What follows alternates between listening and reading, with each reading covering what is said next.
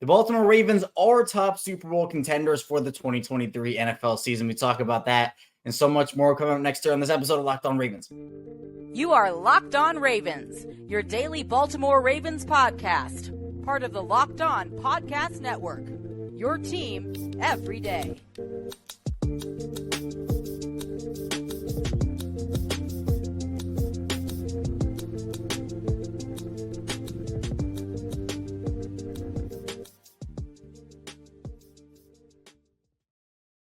Welcome into another edition of Locked On Ravens. We're your daily Baltimore Ravens podcast. I'm your host with you, Kevin Ostraker of Ravens Wire here on the Locked On Podcast Network, your team every single day. Thank you so much for being here. And of course, making us your first listen each and every day. You're free and available, all podcasting platforms. That includes over in video form on YouTube, where we do have the live fish in the background. Today's episode of Locked On Ravens is brought to you by Gametime. Download the Gametime app, create an account, and use code Locked On NFL for $20 off your first purchase. Last minute tickets, lowest price guaranteed. It is Friday, September 1st. We have hit September. I know the saying is wake me up when September ends. No, wake me up when September starts, because we got football coming up. The season starts Thursday, less than a week we have till football. The Ravens, they play Sunday, week 1 against the Houston Texans. And obviously this is a big year for the Ravens. Expectations are super high. They've added a lot of key positions. And today we're going to be talking about why the Ravens are top Super Bowl contenders this year, why they can win the Super Bowl. Now, I'm not saying they will. Obviously, we got to wait to see what they can do this season. But before the season starts, I'm very bullish for expectations, my personal expectations this year, in what they can do. So we'll talk about why they can do it and why I'm confident in them this season. We'll also get into positional previews a little bit. I might expand on this over the course of next week before we get into, obviously, the game preview with the Texans. But we'll talk a little bit about the positions, where we like the Ravens right now, where we're worried about the Ravens right now. We'll get into that. Then lastly, we'll get into the latest roster moves. Baltimore made a couple additions to their active roster. They put some guys on IR, and we'll talk about that a little bit as well. So again, we're 5 days a week here, Ravens podcast. So Monday through Friday, and obviously more will be live streaming after every single game this season. So that's exciting. And also, we're going to have something new coming up where you can get updates from me, and it's not finalized yet, but I'm really excited about it, where you can get notifications and honestly updates from me before Twitter. So that's super exciting as well. So be sure to stay tuned for that. But let's talk about the Ravens in the Super Bowl now, because I think for Baltimore, expectations this year are sky high. I think the aura that the Ravens have, I'm trying to think of the right word. I think what the Ravens have around them right now is a lot of good energy. And obviously good energy, just good energy, isn't going to win you a Super Bowl, but it gets you there. And they just don't have good energy, but they have good players and good talent. And the camaraderie is obviously going to come with time and getting guys up to speed and a whole new offensive system. But that's where I want to start, honestly. With Greg Roman out and Todd Monken in, we've talked about it all offseason. Now we're less than a week away from seeing what it is in action, live action, with the starters, with Lamar out there, Odell Beckham out there. Every weapon Lamar has at his disposal. This is the best group of weapons Lamar Jackson has had. And we did a little season preview with the AFC North. I love getting together with those guys and talking football. I love all of them and talking football with them. But one of the conversations we had was essentially Lamar Jackson versus Joe Burrow. And everybody took Joe Burrow except for me. I took Lamar Jackson, and rightfully so, right? But one of the points, I think I didn't even make it. I wanted to make it. I think I forgot to do it. And I think Tanya, who listens to the show a lot, I'm going to give you a shout out here, Tanya, because I think you made the point, and Tanya made this really good point of Lamar, with the weapons that he's had over the course of his career, have come nowhere close to Joe Burrow. We're not going to get into a discussion of Lamar versus Joe Burrow right now. But my point is, Lamar has the best cast of weapons that he's ever had in his career. An extremely deep wide receiver room, a couple of guys who have wide receiver one potential if everything goes right in Odell and Rashad Bateman, and even Zay Flowers. Now, do I expect all of them to put up wide receiver one numbers and give them that production? No, I think that's unrealistic. But I still think that the Ravens have enough for Lamar, and it feels that way for the first time in his entire career. I think everybody who's a Ravens fan, who watches the Ravens, can relax when they say, all right, the Ravens finally went and helped Lamar Jackson the way that they should have helped him. And that includes the offensive system with Todd Monken. More throwing, more free reign for Lamar, letting him be comfortable in his own offense, where I think Lamar's confident in himself. I don't think he was confident in the offense he was in over the past couple of years with Greg Roman.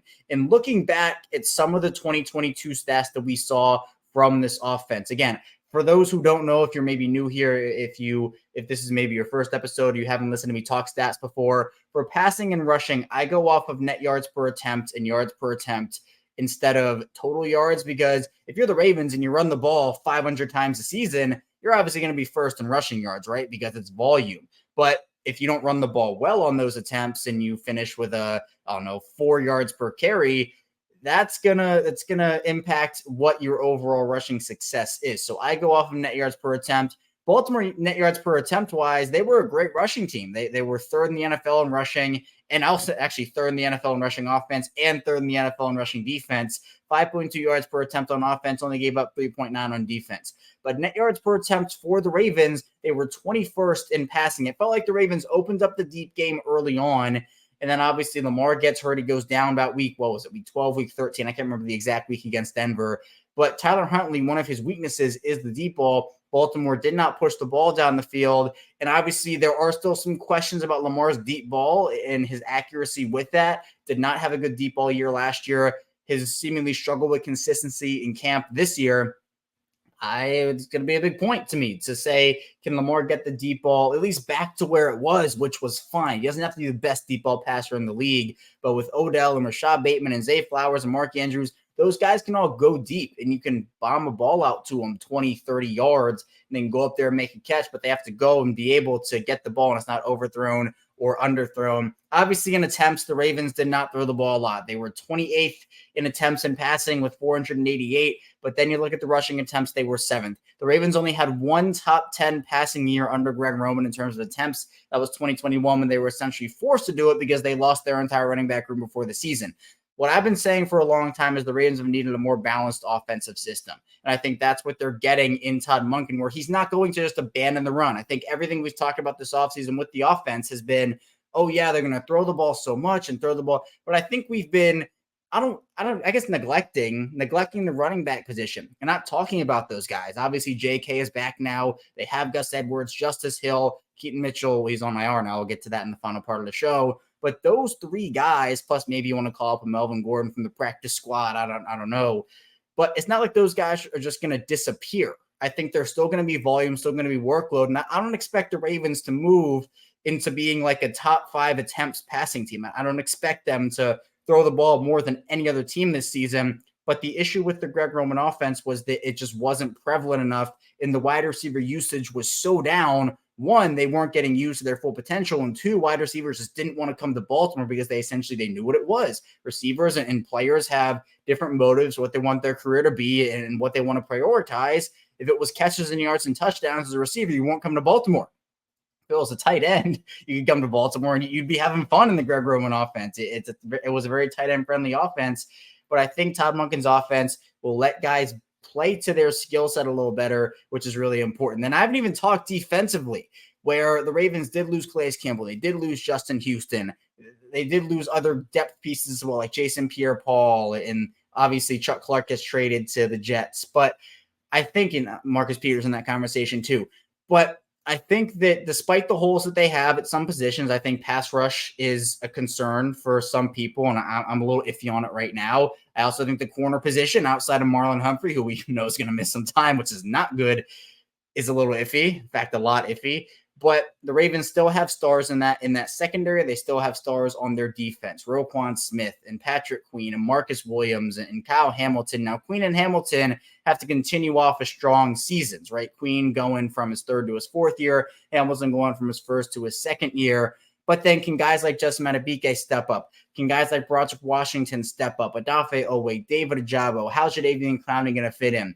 It's so weird to me because I think despite how well the defense closed out the year last year, to me, I think the defense has more questions than the offense, and we haven't even seen the offense play it. I think the questions with the offense, I think it goes both ways. I think for the Ravens, the questions with the offense, it's how is it going to work? How are guys going to flow and get ready with the offense and figure out how they want to perform and where a guy's strengths? It's probably going to take a little time. For the defense, it's, well, can all these guys step up and perform? Because you're not questioning Lamar. You're not questioning Mark Andrews. You're not questioning some of those guys on that offensive line like Ronnie Stanley and Kevin Zeitler, et cetera. But on defense, you have a lot of young guys who need to step up. I'm projecting that some will and some won't. right? You're not going to get every single player you need to step up. It'd be great if it happened, but it's just not realistic. So to me, at least, I think that the Ravens roster-wise have one of the best units on offense in the entire NFL, and hopefully that translates over to what Todd Monken's doing. On defense, they have the star power in a lot of different areas, plus Mike Macdonald, who I think really grew into his role last season. Those are all key factors. And coming up in the second part of the show, we'll continue this conversation by talking about why the Ravens can win the Super Bowl, why they're top Super Bowl contenders, getting into not only the teams in their conference in the AFC, but their division, and also getting into some of the positional previews for this team. So be sure to stay tuned. Lots to get to still on Locked On Ravens. But first, this episode is brought to you by FanDuel Sportsbook. And get ready for the NFL season with incredible offers from FanDuel, America's #1 sportsbook. Right now, new customers can bet $5 and get $200 in bonus bets guaranteed. Plus, all customers who bet $5 will get $100 off of NFL Sunday Ticket from YouTube and YouTube TV. Now is the best time to join FanDuel. The app is easy to use, and you can bet on everything from spreads to player props and more. So whether you want Lamar Jackson player props, maybe you want to bet the Odell Beckham Jr., Rashad Bateman, Zay Flowers, overs, maybe the Ravens to win the Super Bowls we're talking about here, be sure to do that on FanDuel. So visit FanDuel.com/lockedon and kick off the NFL season with an offer you won't want to miss. FanDuel, official partner of the NFL. We're back here, our second segment of Locked On Ravens. Kevin Allstriker still here with you on this Purple Friday, September 1st. Again, football season, September feels like football. I feel like we're rounded out the summer now and we're getting into fall. I mean, the weather is getting a little colder out, so I'm excited for football season here, and I'm excited for the Ravens and the expectations they have. We're going to continue our conversation about why they, in my opinion, can win the Super Bowl this season. Again, nothing given. They got to go earn it, and obviously this is on paper before the season starts, but me personally, I'm very bullish on what they can do this season. And part of that, again, has to do not just with the players on their roster, but that's a big part of it, but for the Ravens in the AFC, I've said this before, I'll say it again. If you're an everyday, you heard me put out this tier list. To me, I think the Chiefs are in a tier of their own. You know, they're the champions. I'm willing to call them a tier 1 team. But I think that in no order, the Bengals, the Ravens, and the Bills are the tier 2 of the AFC. I call the big 4 in the AFC, again, no particular order: Chiefs, Bills, Ravens, Bengals. That's just where I have it right now. I think other teams can make a run. Like, I think the Jets will be good with Aaron Rodgers. I think that we'll see a resurgence from the Chargers and the Broncos. I think the Jaguars prove themselves. Can the Titans be good with DeAndre Hopkins in the fold now? But what's Derrick Henry status? Can't forget the Dolphins, even without Jalen Ramsey. Bill Belichick and those Patriots, can never forget about them. And obviously Pittsburgh with Mike Tomlin. And the Browns, they have a good roster. We'll see what Deshaun Watson does. But I think the Browns, other than Watson, have a good roster there. And then other teams as well. Like, what are the Raiders going to do with Jimmy Garoppolo? I don't think it's the Colts or the Texans' time this year, but there are a lot of teams in the AFC that can compete for playoff spots. I think there are probably, I've said this, 12.5 or 13.5 playoff teams, maybe 14, depending on where you classify the Raiders as a playoff team. But those teams, at least a lot of them, are just competing for playoff spots and maybe are wild card teams or divisional round exits. I really think Baltimore has what it takes on their roster to go all the way. And to me, you know, what is a successful season for the Ravens? I've kind of talked about this for a while, and I've kind of sprinkled it in here and there, and I will talk about it more next week. But to me, what a successful season is for the Ravens is at least an AFC Championship game. And the reason for that is because I've said this spiel a ton. So again, if you're an everyday, I apologize if you've heard it before, but I'm a big growth guy. I'd like to say, in terms of, I like to see growth with this team.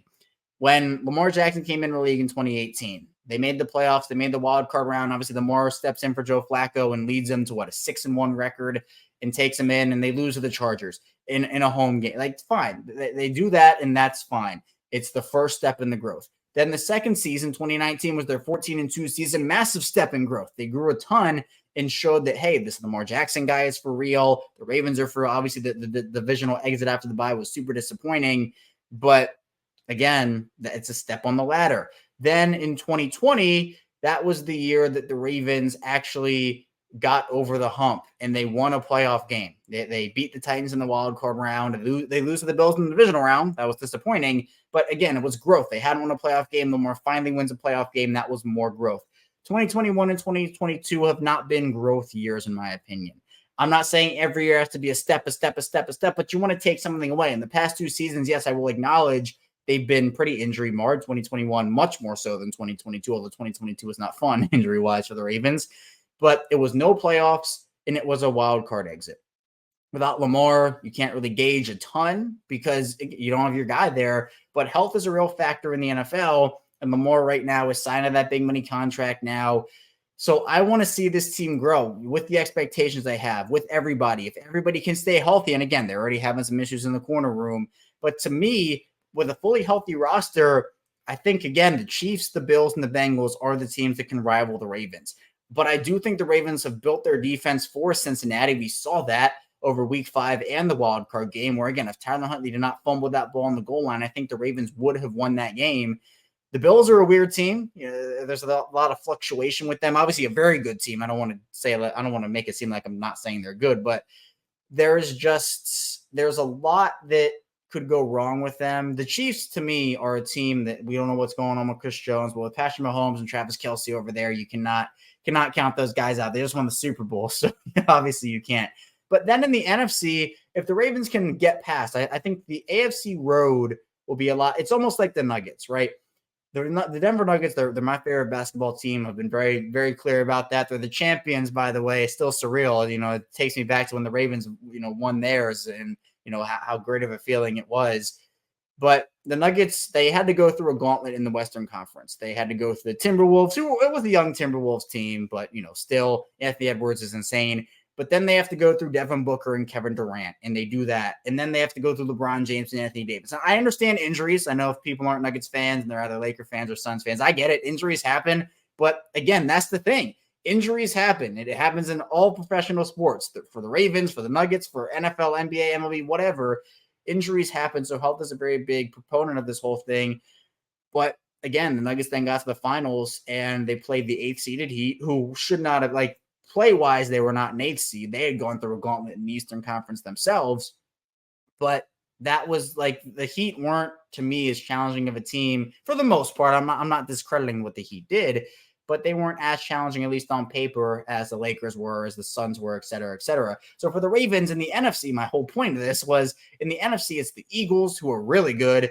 You got teams like the 49ers, who we'll see what happens with Brock Purdy. The Cowboys are supposed to be good, but then other than those 3 teams, I don't necessarily know who's a key threat. Maybe the Saints surprise some people this year with Derek Carr.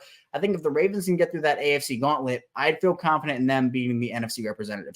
Chiefs are a team that, yes, that Chiefs-Ravens would probably be the AFC championship game. If they can get to the Super Bowl, I think that they could beat any of those NFC teams. Philadelphia Ravens, Eagles-Ravens would be one heck of a Super Bowl. I think that'd be a close game, a good game, but we'll see. The Ravens have to get there first. But overall, I think the Ravens do have what it takes to win the Super Bowl. New offense, a second-year defensive coordinator, talent all around. I'm not saying there aren't questions. I'm not saying they're perfect. They are not, and they will have to answer some questions.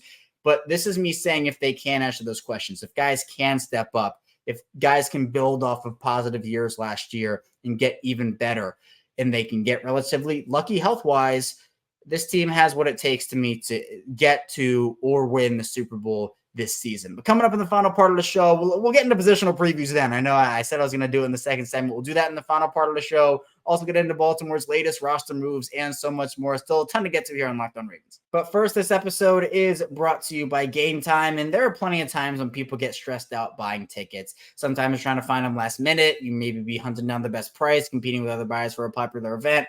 Buying tickets to your favorite event should not be stressful. Gametime is the fast and easy way to buy tickets for all the sports, music, comedy, and theater near you. With killer deals on last-minute tickets and their best price guarantee, you can stop stressing over tickets and start getting hyped for the fun you'll have. And there are a bunch of great things about the Gametime app. And for the Ravens, they obviously the Texans in week 1. So if you want to get tickets to that, do it over at Gametime. They have flash deals on last-minute tickets, easy to find and buy tickets there as well for every kind of event in your area. They also have images of seat views, which is really good if you want to figure out where you're sitting before you actually buy those tickets. They also have a lowest price guarantee, event cancellation protection, job loss protection, and more. Gametime is the place for last-minute ticket deals. Forget planning months in advance. Gametime has deals on tickets right up to the day of the event. It has exclusive flash deals on tickets for football, basketball, baseball, concerts, comedy, theater, and more. The Gametime guarantee means you'll always get the best price if you find tickets in the same section and row for less. Gametime will credit you 110% of that difference. It's the fastest growing ticketing app in the country for a reason. Get images of your seat before you buy so you know exactly what to expect when you arrive. Buy tickets in a matter of seconds, 2 taps, and you're set. Tickets are sent directly to your phone, so you never have to dig through your email. Standard tickets without the stress with Gametime. Download the Gametime app, create an account, use code LOCKEDONNFL for $20 off your first purchase. Terms apply. Again, create an account, redeem code LOCKEDONNFL for $20 off. Download Gametime today. Last minute tickets, lowest price guaranteed. We're back here, our final segment of Locked On Ravens here on Friday. Kevin Oshrecker still here with you. Thank you so much again for being here with me and making us your first listen each and every day. Be sure to subscribe on YouTube, follow along in audio form. It's the same show. I appreciate everybody who is listening in audio form. If you're, listening on your way to work, on your way from work, or if you're watching in video form, you can see my shirt, my face, and the fish, and everybody here on this show today. Well, let's first, again, positional previews. I might expand on this in the next week before the Texans preview episodes that will come out. And if you're new to the channel, new to Locked On, we do crossover Thursdays. We'll be getting together with the hosts of the enemy team. So the Ravens, it'll be Texans, the opposing team there in week 1. Get together with those guys, and it'll be the opposing team every Thursday. And we will be getting into everything game preview-wise for that. If you're here from the very beginning, like you've been here for a while, it used to be crossover Wednesday, but we ended up shifting it over to Thursdays, which is a little twist. But for the positional previews for the Ravens, I'm just going to go through them pretty quickly here. Might expand on them. But quarterback-wise, we don't have to worry about that, right? For the Ravens, they have Lamar Jackson. Now, if Lamar Jackson goes down, I think that's a different conversation. But we don't have to worry about Lamar Jackson if he is healthy. Hopefully, we'll see the growth in the deep ball accuracy, and he'll be able to grow a little more as a player this year, too, because there's room for improvement every season for everybody. But Lamar is Lamar, and that's that. Running back-wise, you have J.K. Dobbins, Gus Edwards, Justice Hill, Keaton Mitchell's on IR. Again, we'll get to that in a couple minutes. Those 3 guys I'm very confident in. Obviously, health has to permit for those guys. J.K., if he can have a fully healthy season, is going to earn himself a lot of money. I guess relative to what the running back position is, and it's unfortunate that it is the way it is right now. But that's going to be big. Then you also have the fullback position, which I guess you can lump in with running back or tight end, depending on how you view it. But Patrick Ricard, his role is not going to be as big as it was in Greg Roman's offense. It's very clear, but I think that the Ravens still want to utilize him. I think he's too talented of a player for the Ravens not to utilize. I know some people aren't very fond of having a fullback on the roster with that cap hit with the new offense, but he's there, so I don't really know what to tell you there. Wide receiver, Odell Beckham Jr., Rashad Bateman, Zay Flowers, Nelson Aguilar, Devin Duvernay, and Tylan Wallace. I'm not worried about this group for the first time in a very long time. Feels really good to kind of relax when you're talking about wide receivers in the Ravens after the years of me on this show talking about Antonio Brown, in the years of me talking about Julio Jones and DeAndre Hopkins, and every wide receiver that became available was Ravens. They get Odell, they get Zay Flowers in to pair with Rashad Bateman. It's going to be great for Lamar over there. If an injury happens, they have the depth to have guys step up too, where that wasn't the case last season. Tight end, Mark Andrews, Isaiah Likely, Charlie Kohler. Fine group. Andrews is a beast. Likely and Kohler can step up. I like that group. Offensive line-wise, the starters from left to right, you have Ronnie Stanley, John Simpson, Tyler Linderbaum, Kevin Zeitler, Morgan Moses. It's a pretty solid 5, especially if Kevin Zeitler can, be his self. If Ronnie Stanley can stay healthy, if Morgan Moses can put together a pretty solid campaign, if Tyler Linderbaum can continue to build off of his year 1, if John Simpson can provide them maybe Ben Powers type guard play that they had last season, where the left guard position has been a question mark 2 years in a row. Well, honestly, it's been a question mark for a little while now. But if John Simpson's going to have that impact, that'll really help Lamar in keeping him upright. And he was one of PFF's highest graded linemen of the preseason, and very much so earned that job. Defensive line-wise, and again, the depth on the offensive line, just, with Salah and Ben Cleveland and Patrick McCary and Daniel Falele, it's fine. I think there's a little bit of unprovenness there with Falele and Salah and Cleveland, but I think McCary is one of the best swing linemen, if not the best swing lineman in the NFL. Defensive line, you have Justin Madubuike and Broderick Washington, Travis Jones, Michael Pierce, Brent Urban. Health is going to be key there, too. We know Michael Pierce has struggled with injuries over the course of his career, and they're going to need him because there's no Calais Campbell in the fold anymore. So for Madubuike and for Broderick Washington and Travis Jones, there's going to be a big step up there. But I feel confident in that group, especially if at least one of those 3 can step up and have a huge leap. Outside linebackers, Adafe Owe, David Ajabo, Jadeveon Clowney, Tyus Bowers when he comes back from the NFI. Then you have Tavius Robinson in that fold too, and Malik Cam, who's on IR. that it's going to be tough because that pass rush is not just outside linebackers. I think that's a common misconception where people only associate pass rush and sacks with the outside linebackers. Pass rush is a collective defensive effort. The interior defensive linemen have to generate pressure, blitzes from inside linebackers like Patrick Queen and Roquan Smith, secondary blitzes. But outside linebacker-wise, they have to be able to, one, set the edge. I think Jadeveon Clowney is one of the best at that in the NFL. But two, get to the quarterback and bring the quarterback down and not miss sacks. The Ravens cannot miss sacks this season. It happened in the preseason. It's happened year after year for this team. They have to wrap up the quarterback. There have been far too many times where the Ravens have gotten into the offensive backfield and they just could not wrap up the quarterback, and it's either a throwaway or a completed pass on a broken play. And that changes the complexion of a drive, of a series, of a game. So you can't have that happen. But for Oweh and Ajabo, I'm not expecting, like, my expectations for Ajabo and a lot of other people's too, they were super high because I think they had to be if the Ravens wanted to be successful this year before Jadeveon Clowney. Clowney takes some pressure off of a David Ajabo. I'm not expecting like a 10-sack season from him, but what I do expect is for him to be able to not be put in high-pressure situations where he might not be ready for those yet. And I think, this is a big year for him. Has to step up. It's year 3. This is a big year. Middle linebackers, inside linebackers, I mentioned Roquan Smith and Patrick Queen. You also have Malik Harrison in that, Trenton Simpson in that, and Delshon Phillips. I'd actually probably put Delshon Phillips ahead of Trenton Simpson. It feels like Simpson needs a little more development. But with Smith and Queen, one of the best, if not the best linebacker duos in the NFL, in my opinion, they are the best. And that's key for a defense that, we've kind of seen the middle linebacker position, especially playing two at the same time. It's kind of gone out of style for what, teams have done. They bring a safety in the box like we saw with Chuck Clark. But the Ravens will be going with those guys a lot this season, and I'm confident in Roquan Smith, who's one of the best middle linebackers in the NFL, and Patrick Queen, who has continued to stack on his game after a couple of rough early seasons, or at least I'd say inconsistent. Corner-wise, I don't even know where to start with this one, honestly. With Marlon Humphrey, he's out for a little while, so you have Rock Ya-Sin, Ronald Darby, Jalen Armour-Davis, Pepe Williams, who's on IR for now. We'll get to that. And then Arthur Millette is in that conversation as well. Darius Washington too. Brandon Stevens, depending on where you classify him, corner or safety. They're going to need their pass rush to step up. Pass rush and coverage go hand in hand, and they're going to need Rock Ya-Sin to be a great number 1 corner for a while. Ronald Darby can step in as the number 2. I don't know who they're going to start between Arthur Millette and Darius Washington. Hopefully it's Washington. I have a feeling it's going to be Millette, but we'll see what happens. And then safety-wise, I feel good. Again, Geno Stone and Brandon Stevens are the depth pieces there. And then you have Kyle Hamilton and Marcus Williams as your key ones. And then Justin Tucker and Jordan Stout and Tyler Otter, your special teams group. You got the greatest kicker of all time. I'm not worried about that. So that was a big rundown of positional previews. We'll get into the latest roster moves quickly here. The Ravens, as anticipated, added Josh Johnson, Brent Urban, and Kevon Seymour back to the active roster. And what they did is they ended up putting Keaton Mitchell, Malik Ham, and Pepe Williams in injured reserve. So I guess they feel confident enough in Tyler Huntley's injury to not put him on there. We'll see what happens with that. But yeah, so Keaton Mitchell and Malik Ham and Pepe Williams will not be able to play for the first 4 games, but they needed to be on the active roster. And it felt like the Ravens did not think that both Mitchell and Ham would make it through waivers. So they kept them on the active roster. And I don't know if this is going to be a stash situation. I mean, if it was, they would have just put them on IR and ended their season. And then they could, whatever happens. But to me, I think that it signals that Tyler Huntley, I guess, will be healthy enough to either be suited up in week 1 or ready before the 4-week timeline of injured reserve. So that's something to watch.